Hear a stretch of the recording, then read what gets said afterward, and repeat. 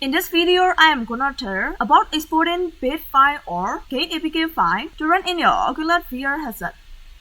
So, go to File, Bit Setting, and here drag Reset, and click Player Setting.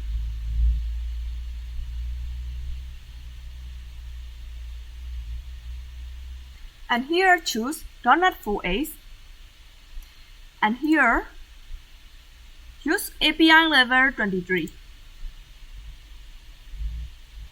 And then close it.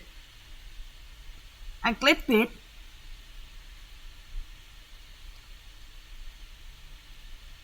Here, create new folder, Bit.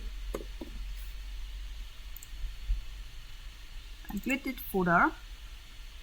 And here give file name, volume gain, and save, and then run.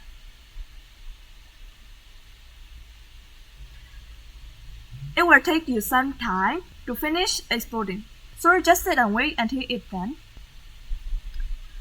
Okay, now how we install this APK file into our headset? Let's open SideQuest. In SideQuest, click Install APK file from folder on computer icon. And here, locate your APK file.